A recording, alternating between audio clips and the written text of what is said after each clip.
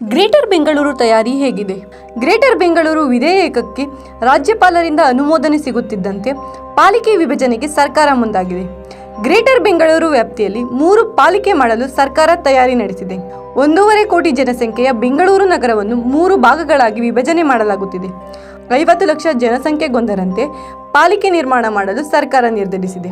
ಕೇಂದ್ರ ಬೆಂಗಳೂರು ಪಾಲಿಕೆ, ಉತ್ತರ ಬೆಂಗಳೂರು ಪಾಲಿಕೆ, ದಕ್ಷಿಣ ಬೆಂಗಳೂರು ಪಾಲಿಕೆ ಎಂದು 3 ಪಾಲಿಕೆ ವಿಭಜನೆ ಮಾಡಲು ಸರ್ಕಾರ ನಿರ್ಧರಿಸಿದೆ. ಪ್ರತಿ ಪಾಲಿಕೆ ವ್ಯಾಪ್ತಿಯಲ್ಲಿ 150 ವಾರ್ಡ್ಗಳ ವಿಂಗಡಣೆ ಮಾಡಲಾಗುವುದು. ಹೀಗಾಗಿ ಹೊಸ ಬೆಂಗಳೂರು ವ್ಯಾಪ್ತಿಗೆ ಹೊಸ ಪ್ರದೇಶಗಳನ್ನು ಸೇರ್ಪಡೆ ಮಾಡಲು ನಿರ್ಧರಿಸಲಾಗಿದೆ. ಈ ಕುರಿತು ಅಧಿಸೂಚನೆ ಹೊರಡಿಸಿ 30 ದಿನಗಳ ಕಾಲ ಸಾರ್ವಜನಿಕ ಆಕ್ಷೇಪಣೆಗೆ ಅವಕಾಶ ಮಾಡಿಕೊಡಲಾಗುತ್ತದೆ. ಅನಂತರವೇ ಸರ್ಕಾರ ಅಧಿಸೂಚನೆ ಹೊರಡಿಸಲಿದೆ.